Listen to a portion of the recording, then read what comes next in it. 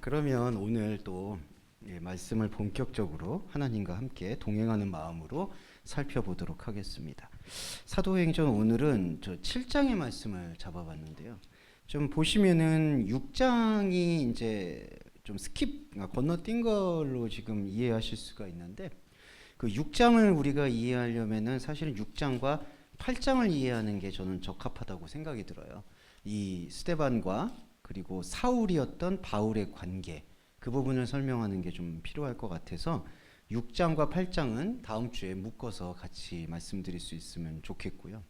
7장은 분량도 조금 긴 편인데, 어떻게 보면은 저희가 예수 그리스도의 눈으로 구약을 읽게 되는 하나의 어떤 단초를 제공하는 게 요 7장 내용이라고 보셔도 좋겠습니다. 이게 스데반이 풀었다라고 표현을 하지만 이것도 입체적으로 보셔야 되는 게, 저번에 아나니아와 삽비라 말씀드릴 때 아나니아와 삽비라라는 것도 우리 인간의 사실은 성정이거든요. 그러니까 저 사람만 특별히 잘못한 사람이다가 아니라 우리 안에도 아나니아와 삽비라의 속성이 있어요. 그래서 하나님에 대해서 죽었다라는 개념이 아나니아와 삽비라의 개념이고, 이 스데반의 개념은 어떤 개념이냐면은 하나님과 마주보면서 세상에 대해서 죽었다라는 의미를 품고 있습니다. 그러니까 아나니아와 삽비라와 스데반이나 베드로, 이 모든 공동체 안의 속성은 우리 안에 있는 영적 속성인데, 우리 안에서 발견해야 되는 게 첫 번째 아나니아와 삽비라. 이 아나니아와 삽비라는 하나님에 대해서 죽어 있는 거고요. 스데반은 하나님을 향해서 죽어 있는 거예요. 그러니까 스데반은 세상에 대해서는 죽었고 하나님에 대해서는 살아있는 존재이고, 아나니아와 삽비라는 하나님에 대해서는 죽었고 세상에 대해서는 살아있는 존재성이라는 거죠. 그래서 우리가 이 말씀을 딱 묵상을 할 때, 스데반이 최초의 순교자로 알려져 있지만 그 최초의 순교했다라는 게 중요한 게 아니에요.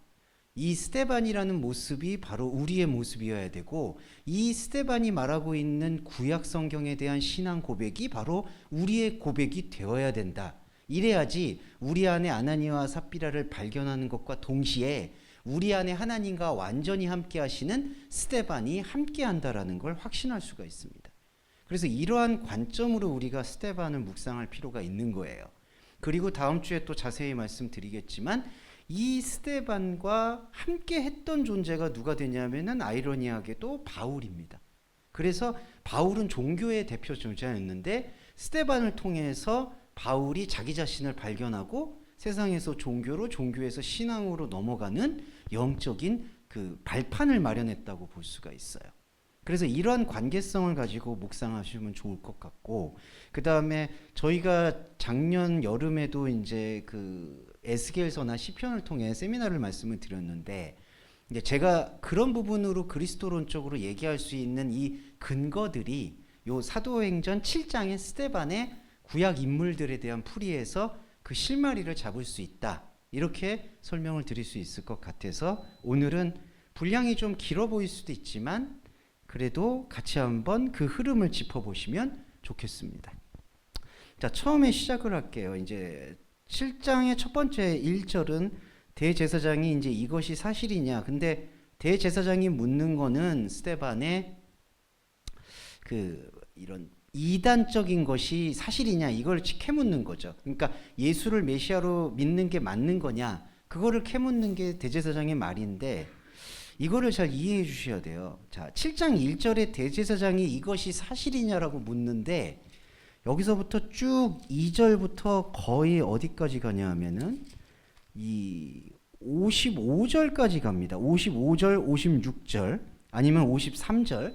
제가 이 말씀을 드리는 이유는 7장 1절에서 이것이 사실이냐고 물었고 스데반이 대답을 했는데, 스데반의 대답에 대해서 전혀 듣지를 못해요. 예. 그래서 여기 7장 54절 제가 말씀드리면, 이제 스데반이 말을 마치고 뭐라고 표현하냐면은, 저희가 이 말을 듣고 마음에 찔려 저를 향하여 이를 갈거는 이라고 하는데, 이 마음이 찔렸다라는 게 이 말을 들어서라기보다는, 그러니까 스데반이 했던 말들을 들어서 양심에 찔려서 했다는 게 아니라 오히려 반대로 대제사장이 너 이단 맞지? 하고 스데반이 어떤 얘기를 해도 안 들은 거예요, 이게. 예. 그러니까 스데반이 지금 2절에서부터 54절, 55절까지 쭉 구약에 대한 이야기를 했거든요. 근데 거기에 대해서 뭔가를 듣고 뭔가가 동요를 일으켜서 이를 갈았다라는 게 아니라 그냥 안 들은 거예요. 이 스데반에 대해서. 그리고 보시면 55절과 56절에 스데반이 성령이 충만하여 하늘을 우러르고, 그리고 56절에 하늘이 열리고 인자가 하나님 우편에, 이게 이제 말씀 활동이거든요. 그런데 이 말씀 활동에 대해서 57절을 보시면 그들은 큰 소리로 외치며 귀를 막고 달려들었다고 해요. 그러니까 이 귀를 막았다라는 게 시제상으로 보면요, 계속 미완료 시제의 뉘앙스가 있거든요. 그러니까 무슨 말씀이냐면은 스데반은 자기 안에서 신앙 고백을 일으키면서 하나님과 하나됨을 지금 느끼는 거예요. 그게 말씀으로 인해서 하늘이 열리는 경험이거든요. 그런데 그 하늘이 열리는 경험을 보고 사람들이 마음이 찔리거나 동요를 일으켜서 귀를 막고 달려들었다라는 게 아니라 처음부터 스데반이 무슨 얘기를 하든지 듣지 않았다라는 게 반증입니다. 이거는 우리 크리스천한테도 주는 교훈이 아니라 도전이에요. 이거는 상당히 중요한. 우리가 스데반의 말을 좀 비판적으로 말씀드려서 그냥 좋은 얘기로 듣는 거예요. 아, 구약에서 말하고 있는 인물들이 바로 예수를 가리켰구나. 근데 그렇게만 알게 된다라는 게 지금 죄송한 말인데 그냥 귀를 막은 행동이라는 거죠. 왜냐하면 구약을 어떻게 읽느냐에 따라서 완전히 지금 하나님의 아들이신 그리스도를 받아들이는 게 맥락이 완전히 달라지는 거거든요. 완전히 달라진다는 뜻은 그리스도 예수를 그냥 우상의 하나님으로 받아들이는 거냐, 아니면 그리스도 예수를 참 하나님으로 보는 거냐라는 결정적 차이가 생깁니다. 그러니까 스데반이 이해한 구약에 나오는 인물들에 대해서 우리도 주의 깊게 들어야 되는 것이고, 진짜 주의 깊게 들었다 그러면 귀를 막을 수가 없어요. 그게 하늘이 열리는 겁니다. 그래서 제가 요 구조상을 말씀을 드리면 저 사람 말하는 거 이상한데? 이게 7장 1절의 시작인 거예요. 그냥 이단인데? 그리고 다른 말을 하는 것 같은데? 그 다음엔 아예 듣질 않았다라는 게 중요한 거예요. 스데반이 이 이야기를 한 거에 대해서 전혀 관심이 없었어요. 그리고 마음에 찔렸다라는 거는 그냥 스데반이 뭔가 중얼중얼 거리니까, 그때 당시는 예수가 이단으로 속하니까 그냥 이단의 괴수가 중얼중얼 거렸구나. 그래서 시끄럽다 그래가지고 뭉쳐가지고 달려들어서 돌로 쳐 죽인 거예요. 그때 당시에는 심판권도 없는데 이 사람들이 이거 명백히 살인입니다. 왜냐하면은 살인죄나 이런 형벌은 당시에 로마 총독들이 했어야 되는 건데 이 사람들이 무슨 권한이 있다고 돌로 치냐라는 거였고, 결정적으로 그 사이에 바울이 있었던 거예요. 사울이라는 바울이. 그래서 바울이 다메섹 도상으로 가기 전에 여기서 충돌이 뭐냐 하면, 나는 율법을 정말 철저하게 지키는 게 하나님의 구원으로 알고 있는데 성경에는, 그때 말하는 구약에는 살인하지 말라는 게 있는데 여기서 이렇게 돌로 치는 게 과연 말이 되는가? 근데 말씀을 보니까 다들 자기네들 논리가 있는 거예요. 왜냐하면 이단자는 돌로 쳐도 된다라는 구절이 있지 않느냐. 근데 여러분 아시겠지만 십계명이 그들의 논리대로 말하면 상위법이고 이단자는 돌로 천다는 거는 하위법이거든요. 그러니까 바울이 거기서부터 이제 뭔가 깊은 혼란을 느끼는 거죠. 살인하지 말아야 되는데 살인은 했어. 더 큰 법을 어겼는데 그렇지만 이단자는 죽여도 돼. 과연 이러한 율법이 하나님이 원하시는 복음인가? 근본적인 질문을 하기 시작하면서 다메섹 도상에서 눈이 머는 경험으로 넘어간다. 이렇게 이해를 해주시면 되겠습니다.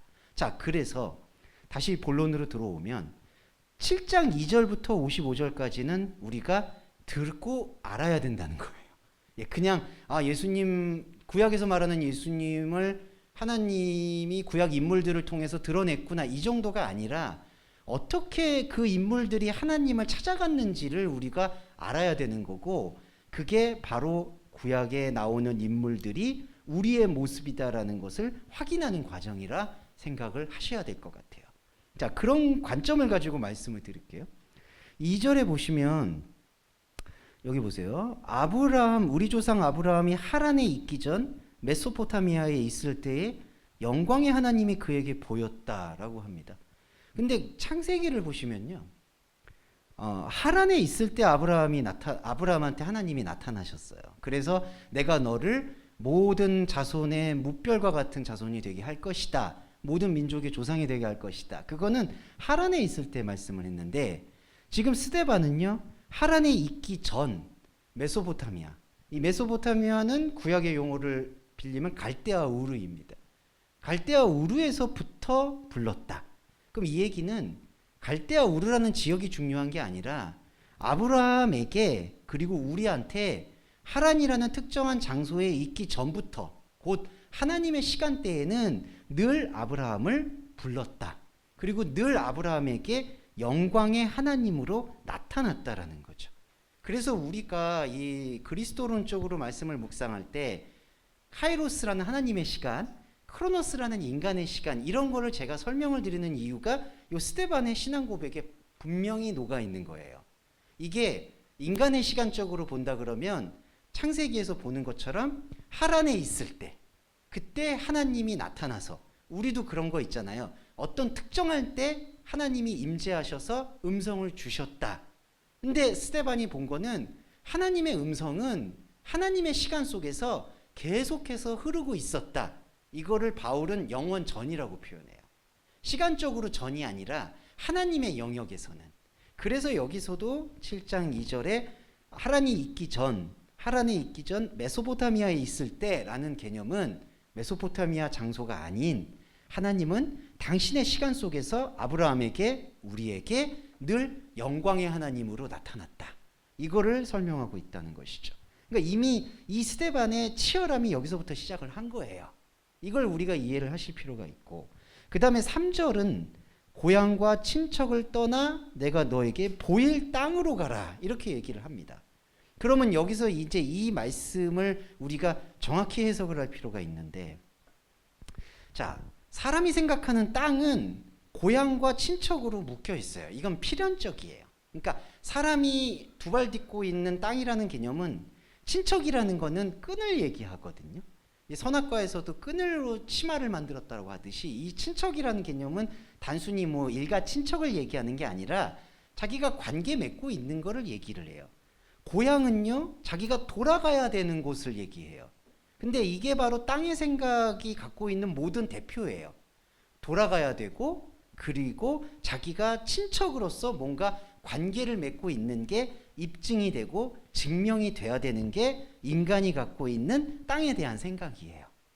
그래서 보시면은 3절에서 너의 고향과 친척을 떠나 내가 너에게 보일 땅으로 가라고 얘기할 때는요. 자, 3절 앞에서 말씀드렸던 고향과 친척은 사람이 생각하는 땅이고 하나님이 내가 너에게 보일 땅이라고 얘기하는 이 땅은 사실은 사람이 기대하거나 붙잡는 땅이 아니라는 거예요. 이 땅이 그러니까 뭐 어디 적과 꿀은 흐르는 땅이라든지 사람이 기대하는 그러한 천국의 개념도 아니라는 거예요. 그럼 이 땅은 무슨 땅이냐? 하나님의 말씀의 자리예요. 그리고 이 말씀의 자리를 설명하는 게 바로 창세기의 에덴의 동산이에요. 예, 중심. 그래서 여기 7장 3절에 제가 유인물에도 하나님이 아브라함에 보이는 땅은 그 어디든지라고 표현했는데 여기서도 원문에서도 이런 표현의 뉘앙스가 흘러나옵니다. 에이스 겐 헨 안 소이 데이소 내가 너에게 보이는 그 어느 곳이든. 그러니까 이거는 어떤 사람이 생각하는 장소의 개념이 아니라 하나님과 함께하는 말씀과 함께하는 어느 곳이든 이거를 여기 7장 3절에 내가 너에게 보일 땅으로 가라고 얘기를 한다라는 거예요. 그러니까 이 구약의 처음 시작에서부터 어떤 땅이 강조가 되느냐? 하나님의 말씀의 자리가 강조된다는 거죠. 그리고 이거는 2000년이나 몇천 년이 지난 지금도 똑같은 거고 이때 스데반이 이거를 확고하게 느낀 거예요. 그리고 저희도 그거를 느낄 수밖에 없는 예배자가 된 것이고요. 그렇게 보시면 되겠고 그 다음에 4절과 5절에서 여기 연결되는 게 뭐가 있냐면요. 아브라함이 갈대아 사람의 땅을 떠나 하란에 거하다가 아버지가 죽음에 하나님이 그를 거기서 거하는 이 땅으로 옮기셨다. 그러니까 이게 하란에 거하다가 아버지가 죽었다라는 이 개념은 역사적인 개념만이 아니라 아브라함이 생각하고 있었던 또 사람의 생각이 있잖아요. 사람의 마음. 그 마음의 아버지가 죽었다라는 개념도 있는 거예요. 그러니까 마음의 아버지가 죽었을 때 여기서 또 이 표현이 나옵니다. 거하는 이 땅으로 옮기셨다. 이 땅은 말씀 자리예요. 근데 5절을 보세요.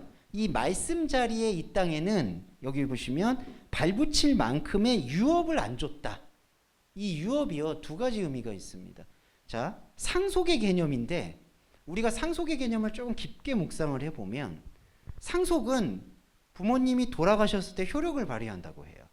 그런데 말씀의 진짜 상속은 그 부모님 자체가 원래 우리의 부모님이 아니라는 것이 강조가 돼요. 그러니까 이게 좀 심오한 차이가 있어요. 그러니까 내가 알고 있는 내 부모님이 영적인 부모님이 아니었다라는 사실을 고백하는 게 사실은 진짜 유업의 시작이 됩니다. 여기 유인물 앞에 있는데, 네, 거기 나누시면 좋겠습니다. 아니 뭐 이렇게 오셨다는 걸 제가 강조하는 건 아닌데 반가운 얼굴을 이렇게 마음으로 인사해 주시면 좋겠습니다. 자, 갈대와 우루 얘기에 있었고 유업이 있었고, 근데 여기서 사람이 갖고 있는 유업의 개념이 아니라 여기서는 발붙일 만큼의 유업도 주지 않았다는 것은 하나님의 말씀 자리에는 우리가 기대하고 생각하고 욕망했던 어떤 땅도 없다는 얘기를 하는 거예요. 어떤 축복도 없다는 얘기입니다. 그러니까 사람이 갖고 생각하는 머릿속에 그리는 축복들이 여기서는 싹 사라지는 거예요. 그래서 여기 보시면 유업을 주지 않고 다만 이 땅을 여기 보시면 아직 자식도 없는 저와 씨에게 소유로 주신다고 약속을 했다. 근데 여기서 한글 번역에서는 아직이라는 단어를 강조했잖아요. 보시면 5절에 다만 이 땅을 아직 자식도 없는, 그러니까 이건 마치 이삭이 태어나기 전에 약속으로 땅을 주셨고 이삭이 태어나면 그 약속을 성취한 것처럼 보이는 번역인데 그 번역이 본질이 아니라요, 이 땅을 자식이 없는 아브라함에게 소유로 주신다고 약속을 했다라는 거예요. 그러니까 세상이 갖고 있는 자녀를 약속한 게 아니라 하나님이 생각하는 말씀의 확산을 약속으로 주셨다는 거예요. 그러면 구약의 내용을 풀어볼까요? 아브라함한테 하나님이 내가 너를 무별과 같은 많은 자손을 낳게 하겠다라고 약속하시잖아요. 그때 무별과 같은 자손은 사람이 생각하는 자손이 아니고 자신 안에 있는 영적인 뿌리라는 거예요. 그거를 지금 약속하셨다는 거예요. 그러니까 여기서는요, 소유로 주신다고 약속한다고 했을 때 소유 개념이 바뀌는 거고요. 이때 소유는 내가 기대하고 그리는 천국이 아니고요. 그리고 여기서는 중요한 게 약속 하나예요. 에판겔리아. 하나님의 약속. 그러니까 우리가 하나님과 함께하는 구원은 이 약속인 거예요. 그리고 또 하나 중요한 거는 이 약속에는 내용이 없어요. 그러니까 이게 이제 사랑과 약속의 개념인데 우리 인간이 약속이라는 거는 언제 뭘 줄 거야라는 거잖아요. 기본적으로. 약속이라는 게 내용이 있는 거잖아요. 우리 만났다가 언제 뭘 하자. 근데 하나님과 우리의 약속은 그런 개념이 아니라 나는 창세 전부터 너와 함께 있었고 영광의 하나님으로 그 빛으로 존재하고 있었어. 그거를 말하고 있는 것 이상도 이하도 없다는 거예요. 이게 하나님께서 아브라함한테 우리한테 얘기하는 땅의 개념이에요. 영적 자리. 그래서 이게 말씀 자리예요. 그래서 이 약속을 우리가 받아들이면 우리 안에 새로운 영적인 것이 꿈틀대는데, 반대로 보시면 6절에 하나님이 또 말씀하시되 이 씨가 다른 땅의 나그네가 될 것이니 그 땅 사람이 종을 삼아 400년 동안 괴롭게 한다. 이게 이제 애굽을 뜻하기는 하는데 원래 정확히는 애굽에서 430년인데 400년이라고 하는 거는 요 의미를 강조하는 건데, 보시면 그 씨가 다른 땅의 나그네가 된다고 하잖아요. 우리가 나그네라는 개념을 좋아할 수도 있잖아요. 예수님도 나그네라고 하는데.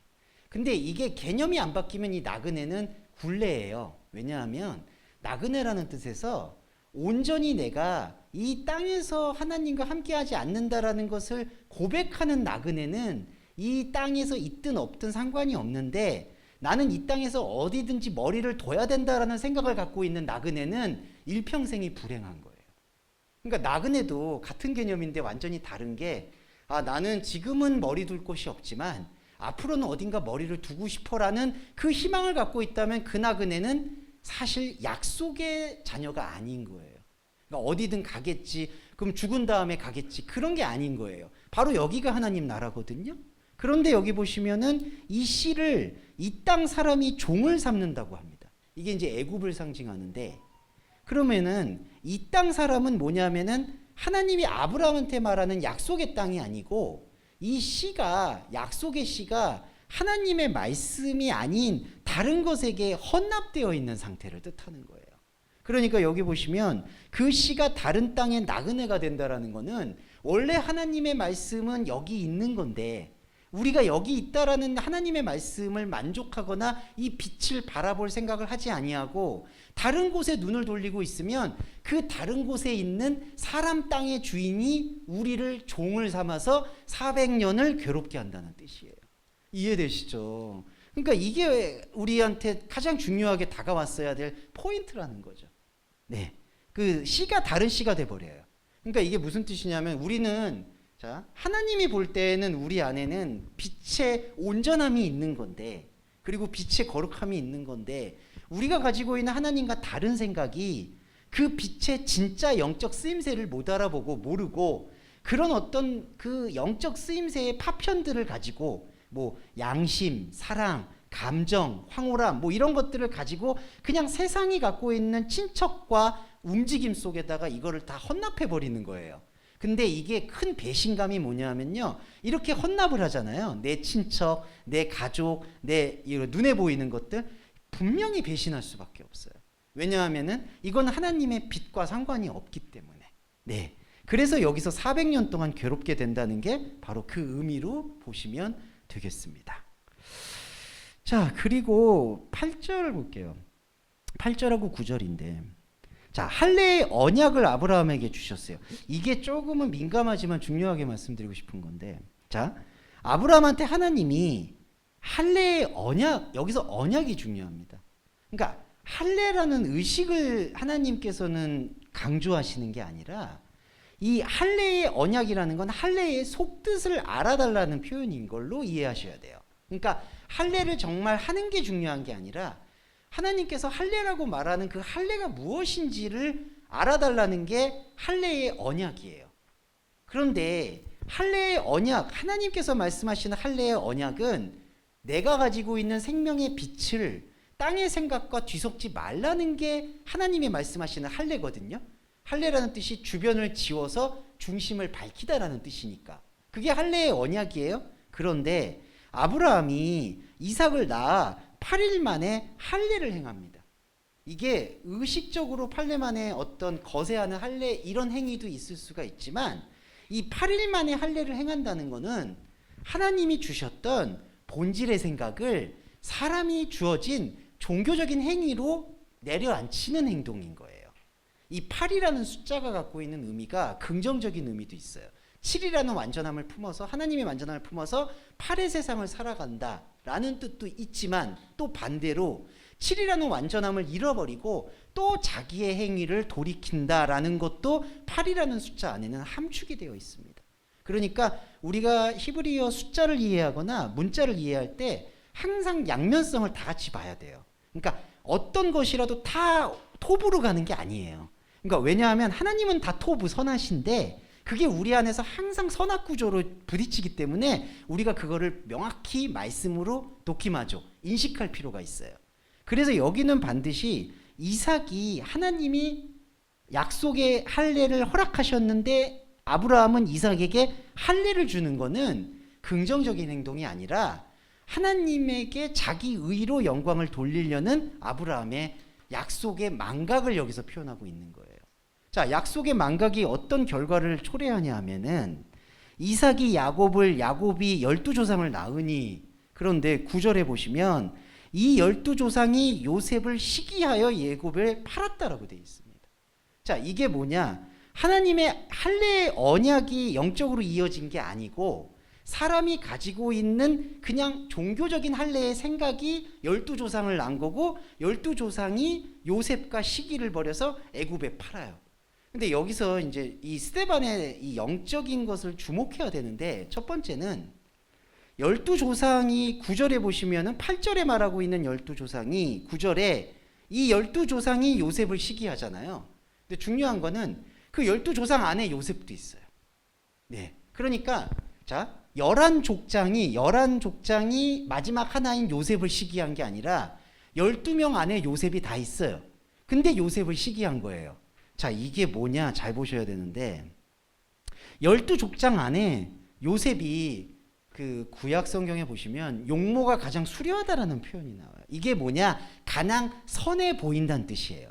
그러니까 12족장 안에 가장 총명하고 선해 보이고 착해 보이고 머리가 좋아 보이는 요셉을 시기하는 거예요. 이때 시기라는 거는 미워한다는 얘기가 아니라 자꾸 비교시켜서 높은 데로 올리려고 하는 욕망을 표현하는 겁니다. 이 젤로스가. 그러면 이해하시죠? 요셉이라는 거는 어떤 한 사람이 의인이 아니라 이 12사람들 안에 있는 욕망의 상징이에요. 안타깝지만 욕망의 당사자예요. 그리고 보시면 이 12제자가 구약 성경에서는 요셉이 애굽에 팔지는 않았어요. 아시겠지만 때려서 우물에다가 웅덩이에다가 던졌죠. 근데 그거를 지나가다가 애굽의 상인들이 발견했잖아요. 그런데 스데반은 이거를 이 12조상이 요셉을 애굽에 팔았다라고 해요. 이게 무슨 뜻일까요? 애굽을 동경한다는 거예요. 애굽에 팔았다는 건 자, 12조상 자신들 안에 가장 지혜로워 보이는 가장 선해 보이는 요셉을 가장 적과 꿀이 많아 보이는 애굽으로 넘겼다는 거예요. 이 통체적인 스토리를 이해할 수 있어야 돼요, 우리가. 그러니까 요셉이 좀 모든 사람들한테 형제들한테 시기를 받아서 죽을 뻔했다가 요셉에 갔는데 애굽에 갔는데 애굽의 사람들 안에서도 하나님이 총명을 주셔서 살아난다. 이런 스토리가 아니고요. 이 12사람들이 지금 할례를 약속으로 받지 못하고 종교로 받은 사람들이 12조상을 만들었고 그 12조상 중에 가장 선해 보이고 지혜로워 보이는 요셉을 애굽에 넘겨버린 거예요. 자, 그러면 이게 어떻게 짬짬이가 되냐면요. 이 지혜를 본 애굽 왕이 여기 10절에 보시면 요셉을 애굽과 자기 온 집의 통치자로 세우는 거예요. 그러니까 이게 참 많이 오해하시는 경향들이 있어요. 우리는 그렇게 얘기 안 하지만 우리가 이제 이거를 그냥 스토리를 단면적으로 보면 하나님이 지켜주시니까 애굽 통치자의 눈에 들어왔다. 그래서 총리 대신이 됐다 이거잖아요. 근데 그게 아니고요. 그냥 이 12사람들이 갖고 있는 욕망은 자, 이거는 종교적 욕망이에요. 그 종교적 욕망이 애굽에도 똑같이 있는 거예요. 근데 하나님께서는요. 자, 애굽과 진짜 히브리의 차이점이 뭐냐면 하나님께서는 아브라함한테 뭘 주셨냐면은 보이지 않는 땅을 약속으로 주신 거거든요. 그러니까 이거예요. 애굽에 있어도 만약에 하나님께서 보이지 않는 땅이라는 그 생명을 이해한 사람이라면 그 사람도 아브라함인 거예요. 말씀에 씨가 나타나는 거죠. 지금 저희도 그렇죠. 그런데 저희 마음 안에 애굽을 향하고 있는 마음, 이미 애굽 안에 있는 것들이 있다면 그거는 요셉이 되었든 왕이 되었든 사실은 그 나물의 그 밥이라는 거예요. 그러니까 여기서 고통스러운 게 뭐가 있냐면요.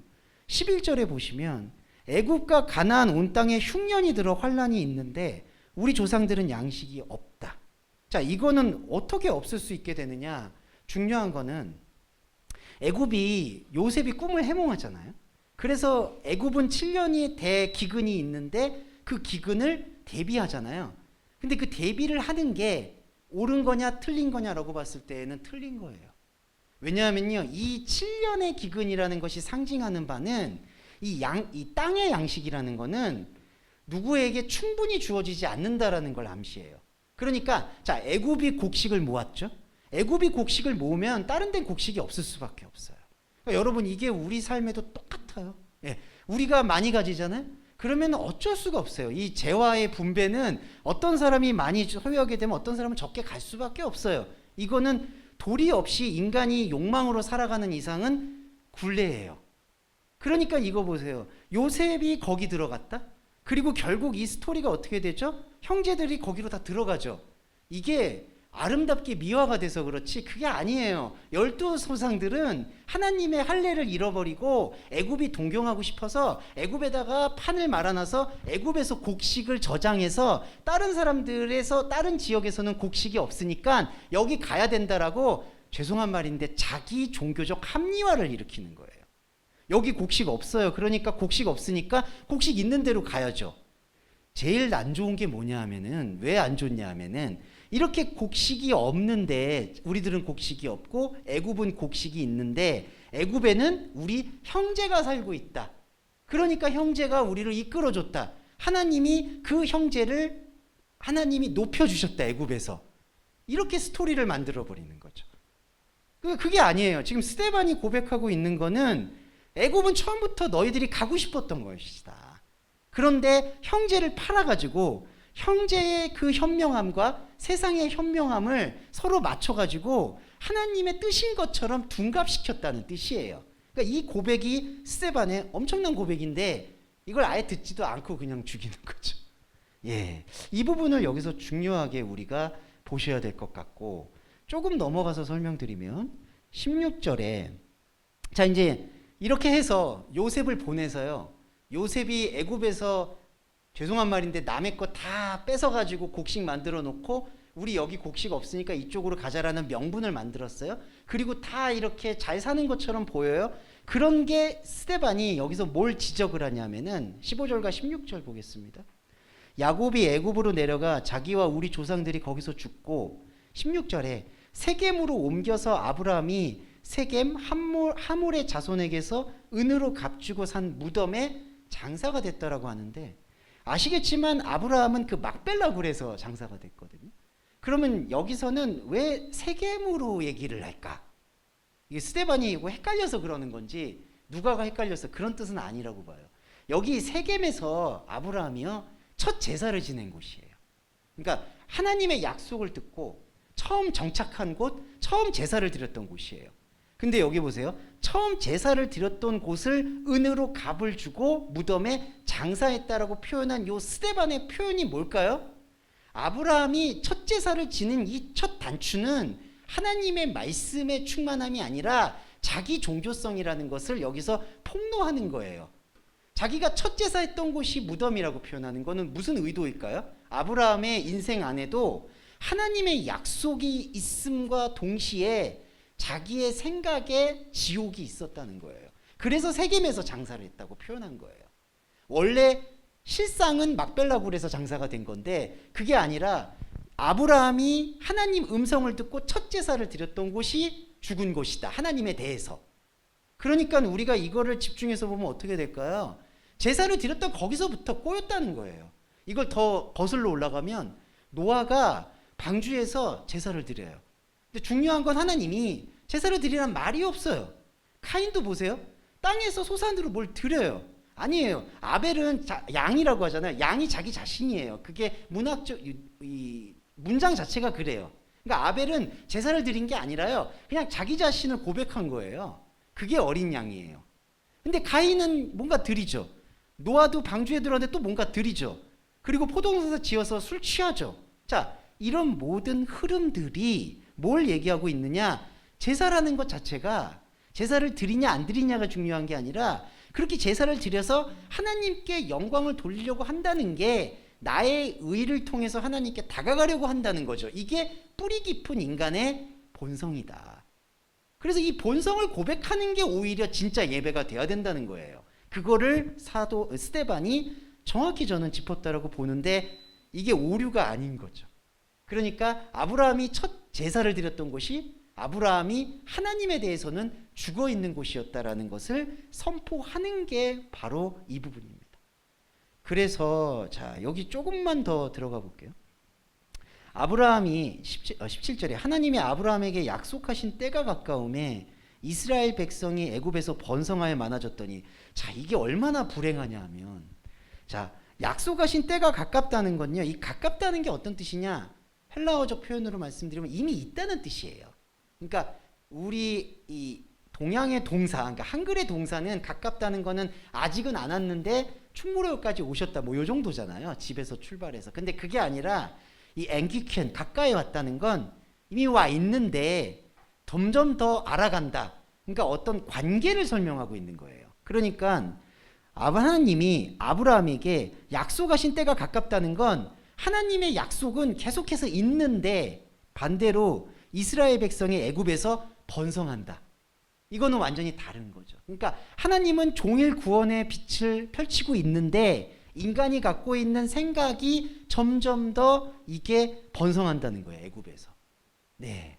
그래서 여기 보시면 18절에 이것도 중요한 표현이에요.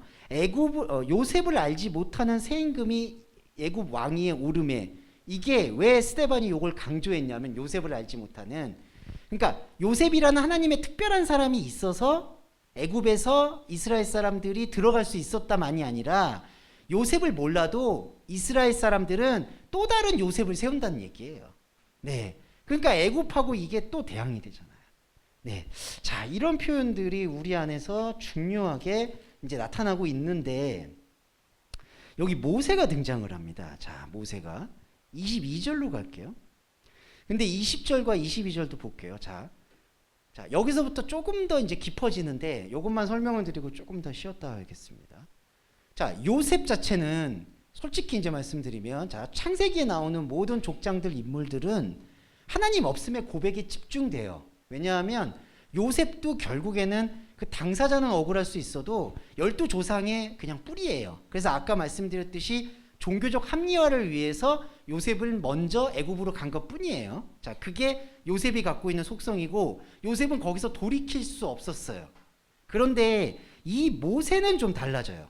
자, 모세도 똑같이 요셉처럼 20절에 보시면 하나님 보시기에 아름다웠다. 이게 선하다는 뜻이에요. 토부. 요셉도 토부예요. 근데 거기서 말하는 사람 생각의 토부는 뭐냐?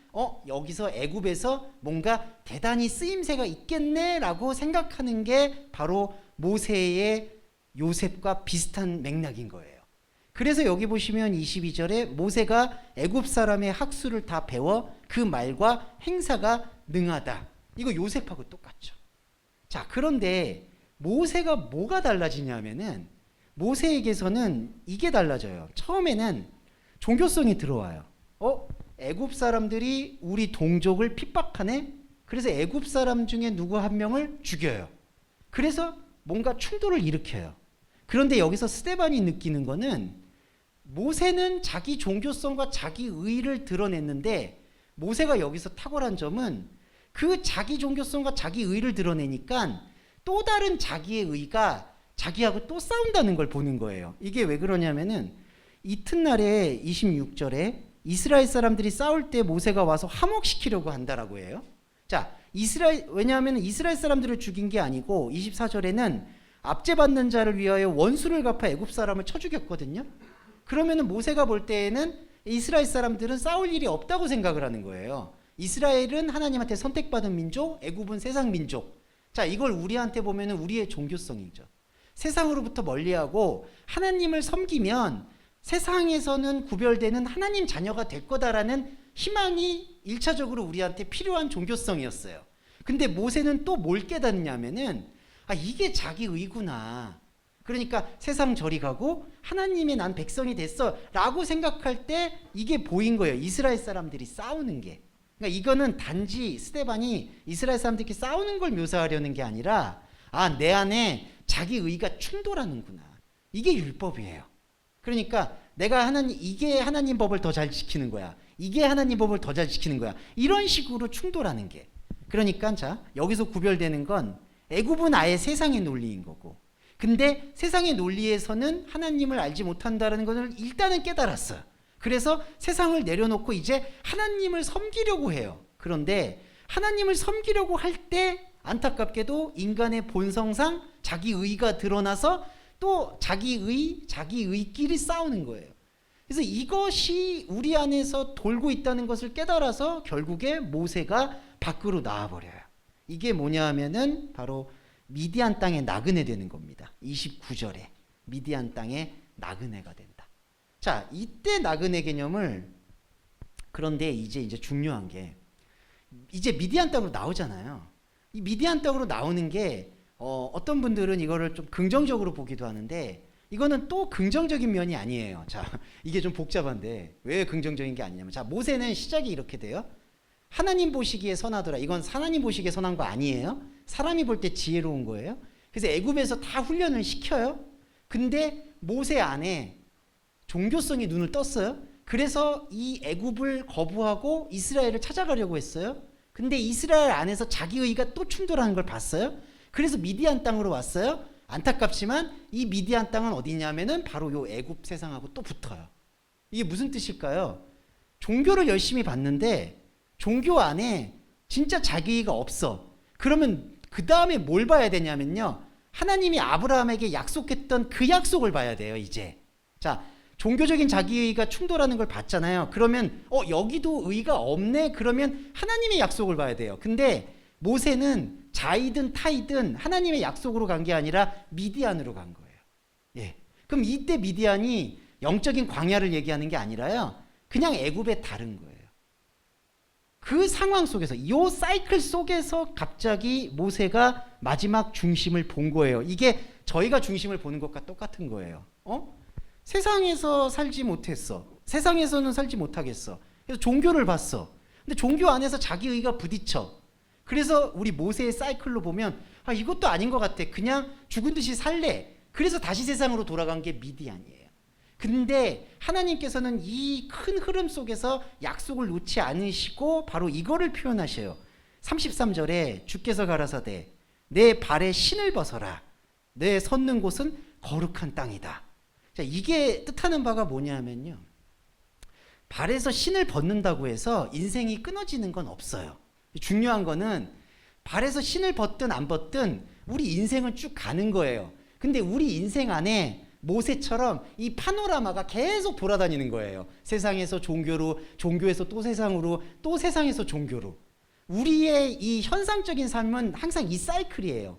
여러분, 세상에서 열심히 살다가 힐링이 필요해서 종교를 찾았어요? 근데 힐링이 필요했는데 이제 지루해요. 또 세상 가요.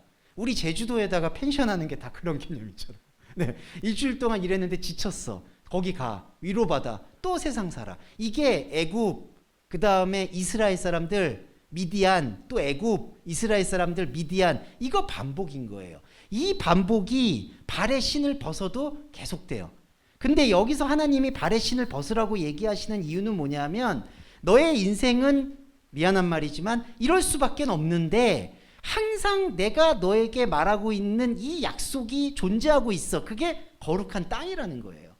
그러니까 발을 벗으라는 게 어떤 특정한 시간에 발을 벗으라는 게 아니라 이거예요. 오히려 반대로 신앙 고백은 너는 발을 벗든지 안 벗든지 계속해서 인생을 살 수밖에 없는데 그럼에도 불구하고 그것과 전혀 무관한 생명의 거룩함이 있었다. 아브라함 때부터 있었다. 그거를 확인해 주는 게 거룩한 땅이다라는 거예요.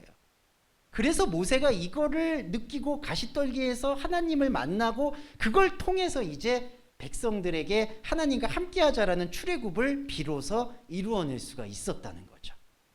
자, 여기까지 중간 단계인데 중간을 정리를 해보면은 여기서 조금씩 우리가 발전하는 것들은 확실히 느껴요. 자, 처음에 아브라함에게 하나님께서 말씀하셨던 거룩한 땅이 공간이 아니고 사람 생각이 아니고 영적인 지점이었다. 근데 아브라함에서부터 야곱, 요셉 거치면서 이게 종교로 합리화가 되는 걸 볼 수가 있었죠.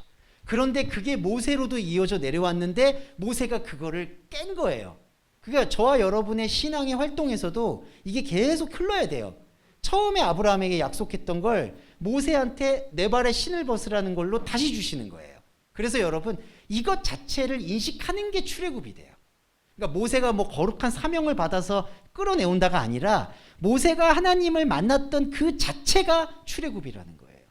그래서 우리도 스데반이 고백하는 것과 똑같은 흐름을 따라갈 수밖에 없다. 이 말씀의 인식이 전 필요하다고 생각을 합니다. 네.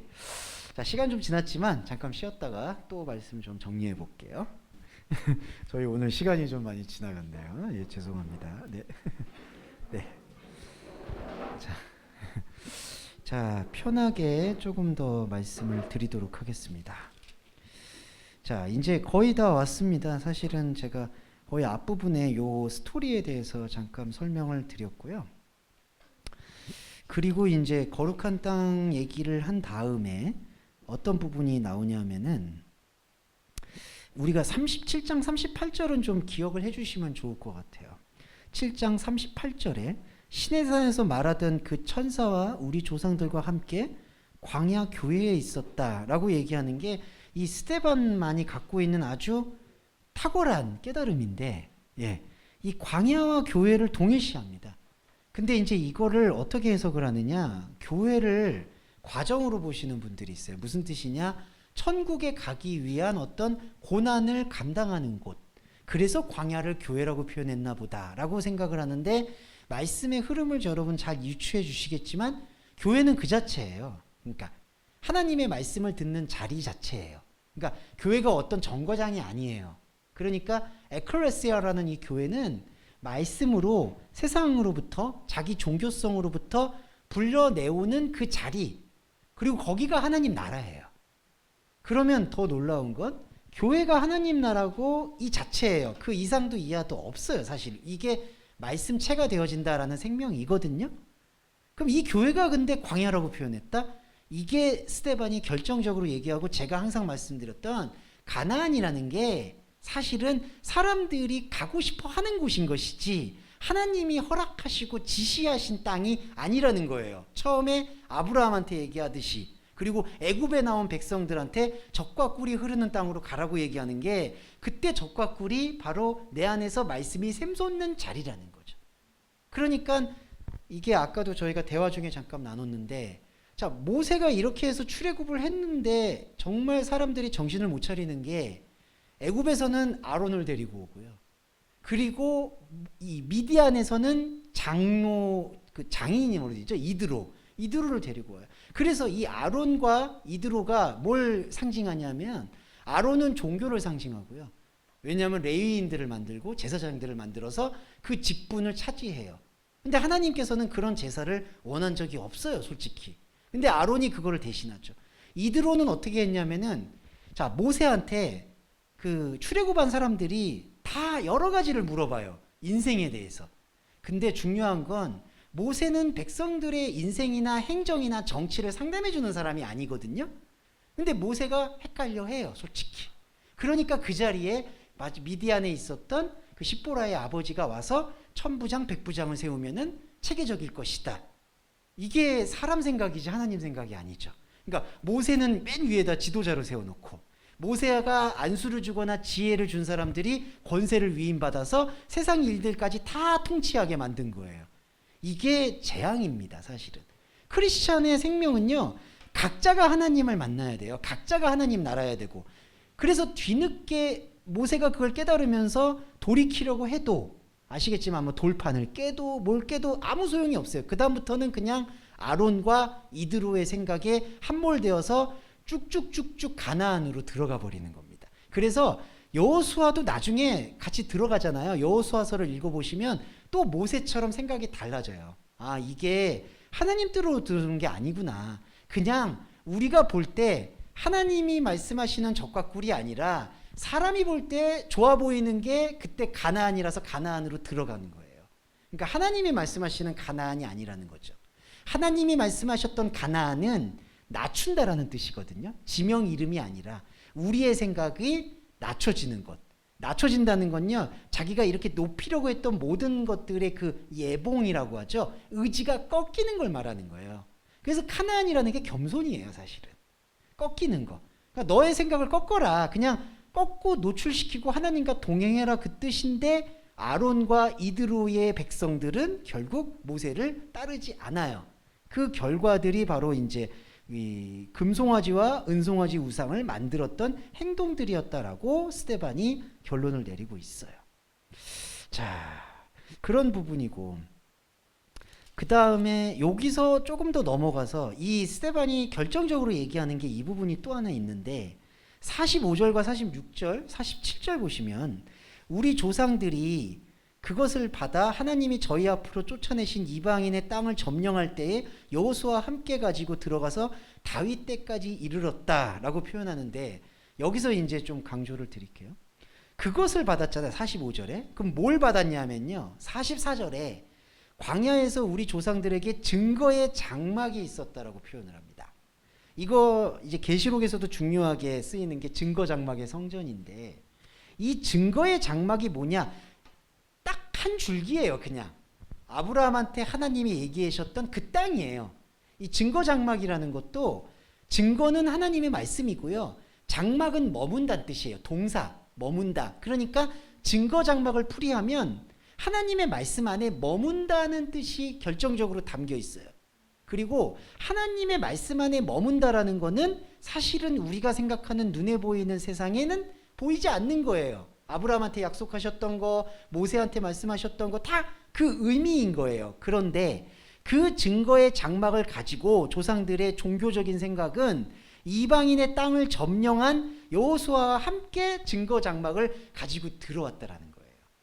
그러면 이 증거 장막은 우상입니다.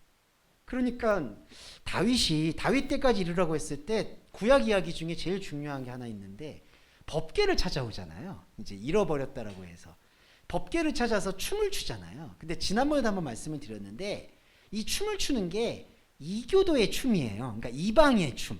그래서 그 딸이 보고 이거 이상하다고 해서 비웃는 게 아니라 저 아버지가 실성하셨나 보다. 왜 하나님의 법궤를 찾아왔는데 이방인들의 춤을 추는 거냐. 근데 다윗이 그걸 표현하는 게 뭐냐면은 이 법궤를 정말 죽을 힘을 다해서 찾아왔는데 이 법궤가 도대체 무슨 의미가 있냐는 거예요. 이 법궤라는 게 아무것도 없어요. 의미가 솔직히. 근데 의미가 없는 게 맞는 게 하나님께서는 그 지성소에다가 뭐 이렇게 제가 그런 거 잘 기억을 못하고 이런 거 기억 잘하시는 목사님도 계신데 그렇죠. 뭐 안에 뭐가 있고 그 다 예 그렇죠. 아론의 쌍난 지팡이라든지 뭐 있는 거 예. 근데 이게 중요한 게 그 법궤가 어떤 특별하고 영험한 의미가 있는 게 아니라 이런 장소가 의미가 아니라 증거 장막이라는 것은 사실은 각자가 갖고 있는 영적 자리인데 다윗이 그걸 깨달은 거예요. 법궤를 찾아오면서. 이거는 여러분 아브라함도요. 멜기세덱 만나서 전리품을 드린다고 하죠. 전리품을 드린다는 거는 멜기세덱한테 재물을 드린다는 게 아니라 내가 이렇게 해서 약탈해서 뺏어왔는데 이게 하나님이 볼 때에는 아무것도 아닌 거네요. 그게 11조의 기원이라는 거죠.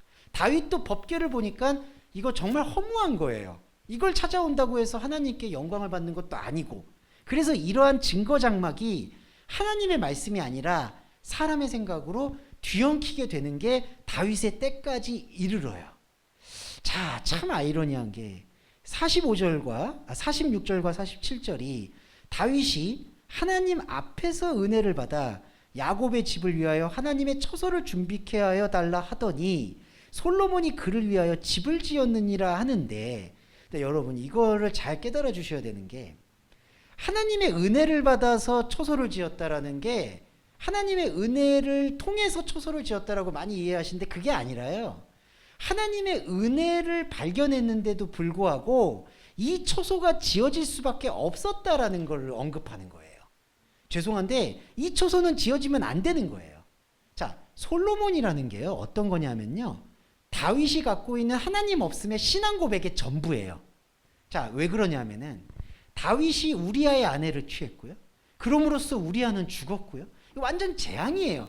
다윗이 갖고 있었던 하나님을 높여드리렸던 그런 숭고한 율법적인 것들이 그 일로 다 깨진 거예요. 그걸 통해서 첫 번째 아들이 죽고 그 다음이 솔로몬이잖아요.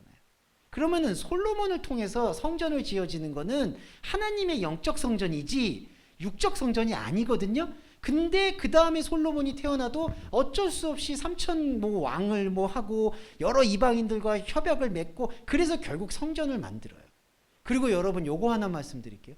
그 솔로몬의 성전 나오니까 그 선지서들 잘 읽어보시면 자꾸 산당 없애라고 하죠. 그거 없애면 안 돼요. 왜냐하면요. 솔로몬 성전 들어왔잖아요. 솔로몬 성전 들어와서 문제가 뭐냐 하면 다른 회당들은 다 문을 닫게 한 거예요. 예배는 여기서만 드려라. 근데 그 예배를 또 일주일에 한 번도 못 드려요. 거의 1년에 한 3번이면 끽한 거예요. 그러니까 회당들을 다 닫아요. 회당, 산당. 그러니까 마치 회당과 산당을 없애는 게 종교 개혁을 하는 것처럼 보이는데 오히려 입을 틀어막는다라는 거죠. 그러니까 이런 아이러니들이 여기에 묻어 있는 거예요. 46절과 47절에 다윗과 솔로몬. 그래서 여기 48절에 스데반이 그러나 지극히 높으신 이는 손으로 지은 곳에 계시지 않는다. 그러니까 앞에서는 성전 지었잖아요. 근데 지금 스데반이 뭐라고 얘기하냐면은 손으로 지은 곳에는 없다라고 얘기하는 거죠. 그래서 아브라함한테 얘기했던 말씀으로 그대로 들어오는 거예요. 네. 자, 그리고 마지막으로 요것만 말씀드리고 마무리하겠습니다. 51절에 목이 곧고 마음과 귀의 할례를 받지 못한 사람들아. 자, 스데반이 이 얘기를 하는 할례를 다시 끄집어낸 이유는 뭐냐 하면 아까 아브라함이 하나님 음성, 진짜 음성을 듣지 않고 자기 생각으로 8일 만에 할례를 했던 거를 여기서 교정하는 거예요. 마음과 귀의 할례. 그러니까 진짜 할례는 뭐냐? 이거는 로마서에서 사도 바울도 할례는 영적 할례라고 표현을 하잖아요. 예, 세례도 그렇고 이것도 스데반이 똑같이 깨닫고 있는 부분인 거예요. 그리고 여러분, 이 스데반은 모두 우리의 자아고 고백이에요. 스데반이 첫 번째 순교라고 했을 때 저는 진짜 죄송한데 그런 의미들을 내려놓을 필요가 있어요. 스데반이 첫 번째 순교를 했다, 첫 번째 깨달았다, 이런 특정인을 얘기하는 게 아니에요. 스데반은 바로 우리의 고백이에요. 그리고 우리의 고백이 여기서 죽잖아요. 이 죽는다라는 건 육신이 죽는 건 사실 중요한 게 아니기 때문에 여기서 스데반이 죽었다는 거는 세상이나 종교는 스데반의 말을 듣지 않으려고 했다라는 교훈이라는 거예요. 그리고 스데반은 이러한 세상에 대해서는 죽고 하나님의 생각에 대해서는 살았다. 그리고 바울이 이걸 목격하는 건 대단히 중요한 건데 스데반이 죽는 거를 여기서 목격했잖아요. 이 목격한 게 다메섹으로 연결되는 게 바울이 볼 때 스데반이 세상에는 안 보이는데 저게 아브라함에게 말씀하셨던 말씀이구나라는 게 바울의 눈에 보이기 시작한 거예요. 그게 바로 다메섹이 되는 거예요. 그리고 이게 스데반이 또 구약으로 올라가면은 에녹의 움직임과 똑같이 연동이 되는 거죠. 세상이 보지 못하는. 네. 그래서 오늘은 이 스데반이 구약에 대한 이야기를 하는 걸 통해서 우리가 구약의 말씀들을 어떻게 이해를 하느냐, 그거를 이제 제가 그때 용어적으로 표현드린 게 이제 이걸 그리스도론으로 구약을 읽는 법, 이제 이렇게 말씀을 드릴 수가 있어서 조금은 입체적인 관점에서 살펴볼 필요가 있어서 말씀을 드렸습니다. 자, 이거 빼놓을 뻔했네요. 요거 말씀을 놓치면 안 되니까 60절에 보세요. 바울이 스데반이 얘기하는 거 있는데 스데반이 얘기는 좀 되게 중요한 거라서 요거만 말씀드릴게요. 스데반이 마지막 순간에 뭐 이렇게 얘기를 합니다. 무릎을 꿇고 크게 불러가로되 주여 이 죄를 저들에게 돌리지 마옵소서. 근데 이거는 해석을 좀 다시 해봐야 돼요. 돌리지 만다는 뜻이 아니라 메 스테세스 아우토이스 텐 하마르티안 투톤. 이게 무슨 뜻이냐? 그들의 이 죄를 멈추게 하지 말아달라. 그 반대로 표현하면 이게 뭐냐면요, 그들이 이 죄를 계속 생각하게 해주세요 라는 뜻이에요. 그러면 죄를 계속 생각하게 해달라는 게 무슨 뜻이냐? 이때 말하는 죄가 지금 스데반이 지금까지 말했던 거 있죠. 구약의 백성들. 자, 아브라함, 요셉, 모세가 하나님의 말씀을 이렇게 기록하게 되게끔 한 건 뭘까요? 자기의 하나님 없음을 아주 솔직하게 고백을 하니까 이게 나온 거예요. 예. 창세기가 그렇게 하니까 나올 수가 있지, 안 그러면 못 나오거든요. 모세도 자기가 하나님 없음을 아니까 이거를 표현한 거지. 똑같은 거예요. 이 스데반이 지금 나를 돌로 치고 있는 이 사람들은 내가 하나님 안에서 관통됐던 이 말씀을 안 봅니다. 그거는 자기 죄를 안 본다는 뜻이에요. 자범죄가 아니라 하나님으로부터 등을 돌리는 거에 대해서 전혀 자각을 안 하고 그냥 내가 이단의 괴수처럼 보이니까 돌로 칩니다. 그러니까 그들이 끝까지 계속해서 죄를 멈추지 않고 생각하게 해달라는 뜻이에요. 그러니까 여러분, 죄를 생각하는 게 전혀 잘못된 게 아니라 하나님의 내 안에 다름과 없음을 계속해서 자각하는 행위가 죄를 멈추지 않고 계속 지속시키는 행위예요. 그러니까 이런 것들이 좀 사람이 갖고 있는 이분법적인 생각은 이렇게 스데반이 되게 선한 마음을 갖고 죄를 돌리지 말아주세요 이런 건데, 그게 아니라 스데반은 우리들이 죄를 더 알아가기를 원하는 거예요. 그리고 죄는요, 하나님의 말씀 안에서는 죄가 아니야. 우리가 생각하는 죄가 아닌 하나님 차원에서의 다름에 대한 발견이 됩니다. 그래서 이 말씀, 죄를 돌리지 마옵소서라는 게 죄를 성립하거나 멈추게 해달라지 말라. 이게 메히스템이라는 단어의 의미다. 이렇게 묵상하시면 되겠습니다. 네, 오늘은 좀 시간이 길어졌는데 고생 많으셨고요. 주기도문과 기도로 마무리하겠습니다. 사랑하는 주님, 우리 안에 스데반이 있습니다. 이 스데반의 마음으로 오늘 이 구약의 스토리를 훑어보았습니다. 하나님, 우리 안에 이러한 고백들이 세상에 어떤 유익을 주냐고 묻는 사람들도 있습니다. 종교적인 어떤 효과가 있느냐고 얘기하는 분들도 있습니다. 없을 수 있습니다. 하지만 은과 금은 없으나 주 예수 그리스도의 이름으로 생명에 대해서, 말씀에 대해서 걷는 것, 그것이 정말 인간의 참 목적임을 고백합니다. 우리 동서말씀교회 지체 여러분들, 여러 상황과 여러 어려움들 속에서도 오직 말씀을 붙잡고 이곳에 오셨습니다. 이 말씀이 계속해서 깊어질 수 있도록 여러 환경의 문제들을 다스려 주시기를 소원합니다. 그럼으로써 우리가 가장 최적의 환경, 최적의 스타일과 최적의 마음으로 하나님의 말씀을 묵상하고 알아갈 수 있도록 배려해 주시기를 소원합니다. 또 한 주간 하나님의 말씀 속에서 우리를 발견하는 시간 될 수 있도록 축복해 주시기를 바라며 예수 그리스도의 이름으로 기도드립니다. 아멘. 주기도문 함께 하겠습니다. 하늘에 계신 우리의 아버지여, 이름이 거룩히 여김을 받으시오며 나라에 임하옵시며 뜻이 하늘에서 이룬 것 같이 땅에서도 이루어지이다. 오늘날 우리에게 일용할 양식을 주옵시고 우리가 우리에게 죄 지은 자를 사하여 준 것 같이 우리의 죄를 사하여 주옵시고 우리를 시험에 들게 하지 마옵시며 다만 악에서 구하옵소서. 대개 나라와 권세와 영광이 아버지께 영원히 있사옵나이다. 아멘.